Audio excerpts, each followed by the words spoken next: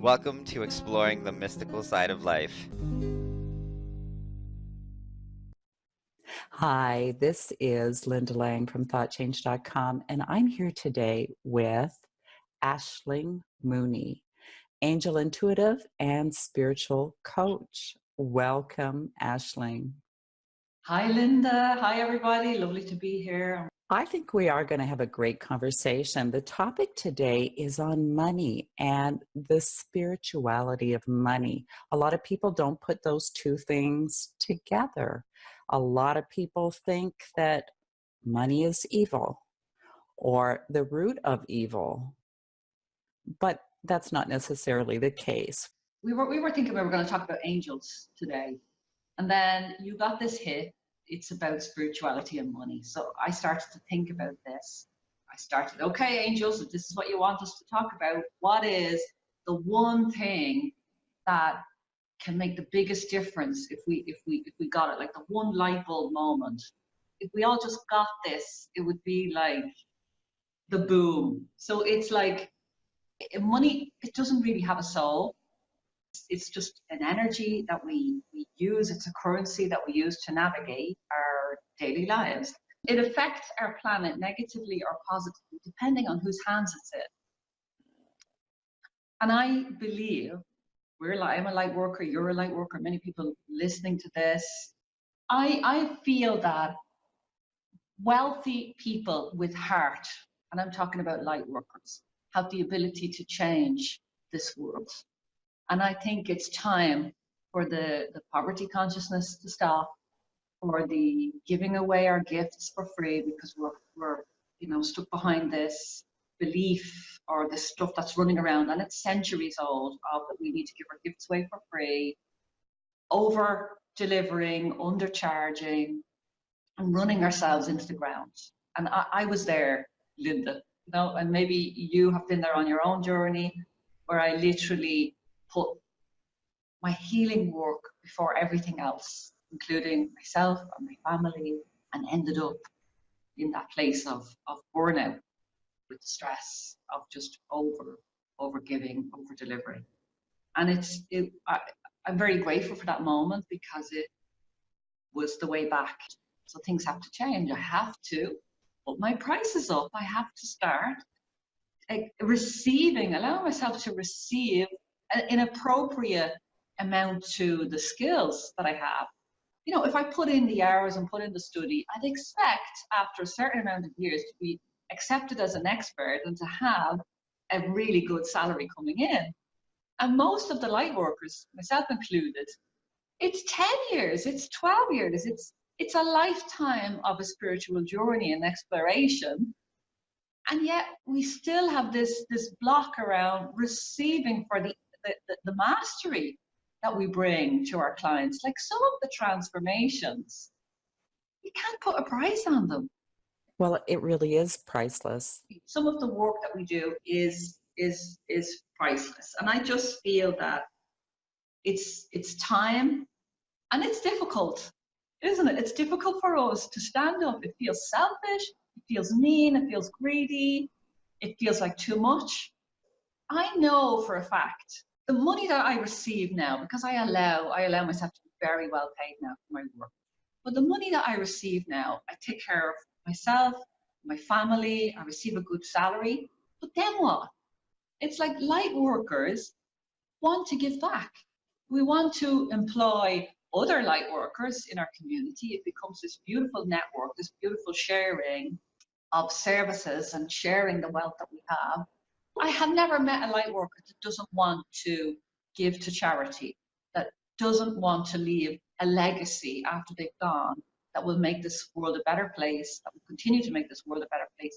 And that's all I want. I'm sure that's all you want, is to live comfortable life. I want to be able to buy organic food. I want to be able to go and have a massage when I need it, because I know that the work I do, I need to add in that self-care. But it's like after that, I want to invest in environmental charities. I want to invest in charities which empower women. As you're talking, it reminded me of Neale Donald Walsch's series of books, Conversation with God. in, I believe it's the second book.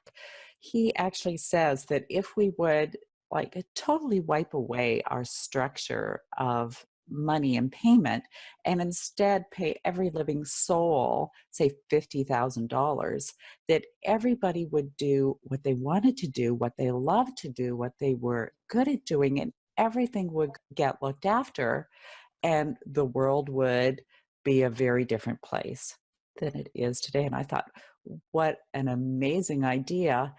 I think it's perfect. And I think that it's time. I think we've allowed things to be as they are. No blame, no guilt, no judgment there. I know personally, I've had past lives. I'm sure you can recall yours as well, Linda.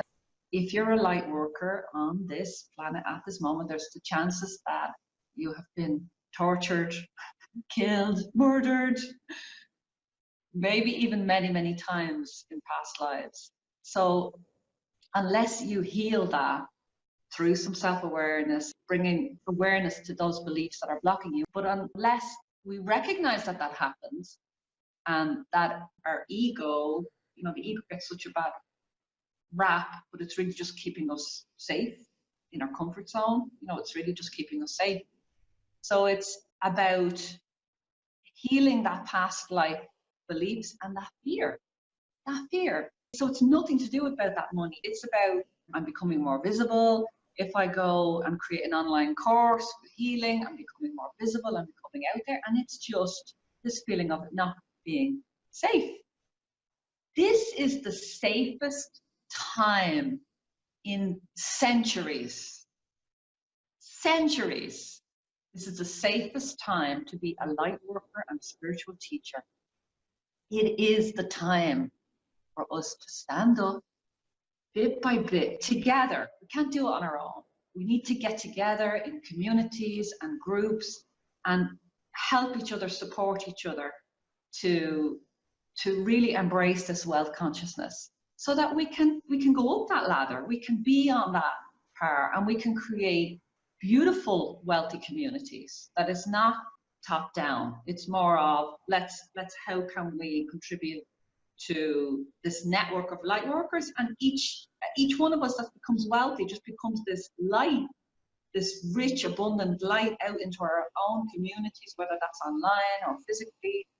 Well, I do agree that most people, not just entrepreneurs or light workers, most people need to have a healthier relationship with money, and that people's own self-worth, they've somehow tied it into their internal representation of what money is. Well, money is just money, but it's what we think about it and how we value it. And so many people that really struggle with money, the root of their issue is their own valuing of themselves. So I do think it's very important that we start to foster a healthier relationship with money and a healthier respect for ourselves. I'm going through a forgiveness process at the moment with a small group. I created this very short program, just audios around different aspects of forgiveness. And I created it really for my own. It just comes up every year around this time. It's time to do the forgiveness work again. I don't know if I'll ever finish. Like really, forgiveness is the way in. It's a forgiveness course, everybody. But really, when you get in there, this is about love. This is about how much love have you allowed into this container, this body today on a scale of 0 to 10. And that might change throughout the day. Like I can tell you straight away, for me, it's only a 5 today. And I thought I did really well. I had a nap in the afternoon. But it's like, I am astounded. I had a client call a couple of weeks ago, and this girl said it took her about 5 or 6 times before she booked the call, because she said she had all this belief stuff running around. Oh God, I wouldn't want to waste her time. just this, I'm not good enough. I'm not good enough. And I was really astonished. I was really like, oh my God, like it's that ingrained in us. You know, it's that not enough, not enoughness. It rears its head, in particular for us on the spiritual path, that we just think we're not worthy, and we're just never ever ever going to give enough. And I think really that comes back to, yeah, we're not giving ourselves enough. We're not. Where is that? If you really check in with that, probably your love barometer is 0, and it just needs filling up. And it's like just filling up that well. What would it be? It might be a cup of tea instead of pushing yourself through to do that extra email, or it might be just ringing that friend that you've been putting off for weeks because you're always too busy. Or I don't think it has to be something really complicated to begin to appreciate yourselves. These little things, these little gifts that we give ourselves, and the little, moments of finding peace within ourselves, they're so important. They're so important to our own sense of self-worth and nurturing ourselves. And I really think that that's kind of at the root of many people's relationship with money. It's funny, you said you have this forgiveness process you do around money. it's around all aspects of, I believe that, well, I was actually told this by the angels about 6 years ago, that the way to money is through forgiveness. It was Archangel Zadkiel, and it was a meditation on abundance. So I went in, I recorded this meditation, and it was all about forgiveness, journey into yourself. And I was like, oh my God, abundance, the way to get there is forgiveness. So that program that I created was with Mother Mary and Archangel Metatron and lots of other angels joining in their energy.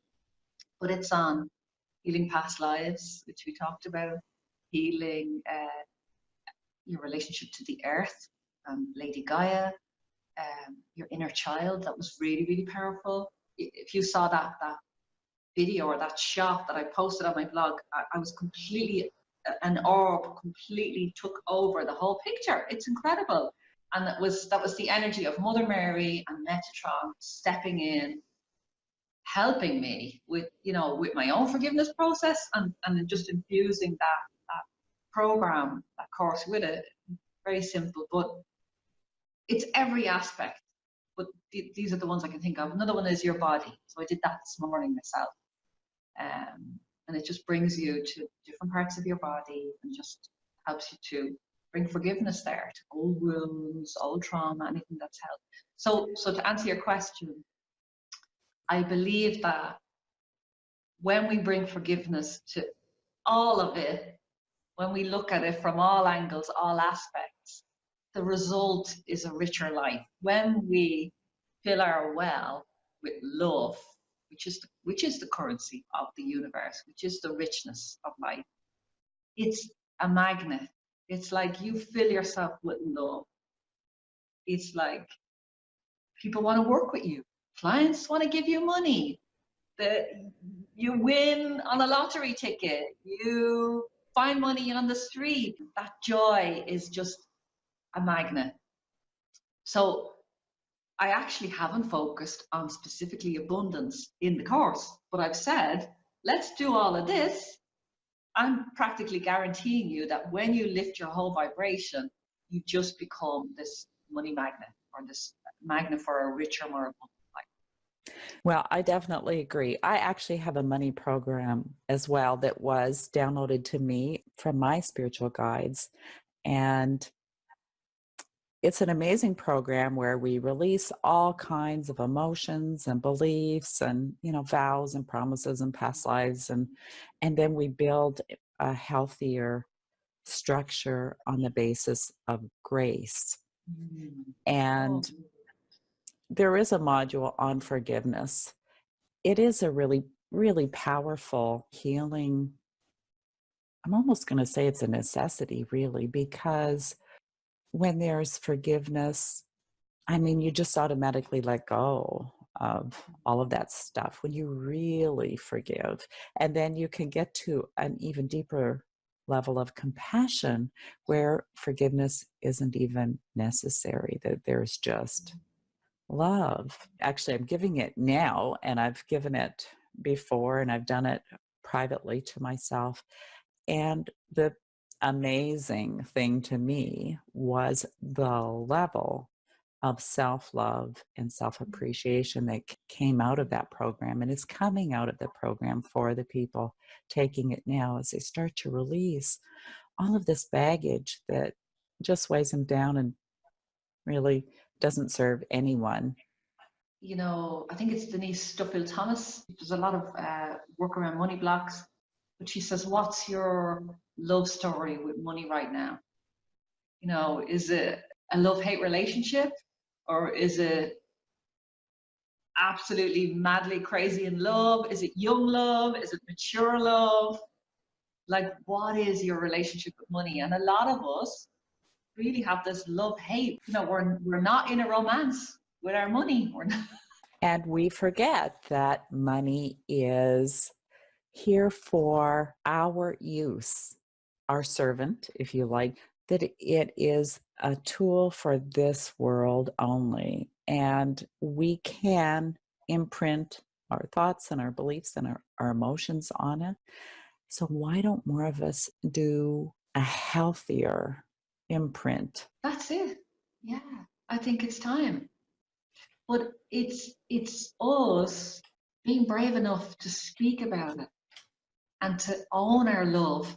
Not money, not like we don't make money your God, but it's like, how much love are you feeling, and how much love are you willing to receive into your life?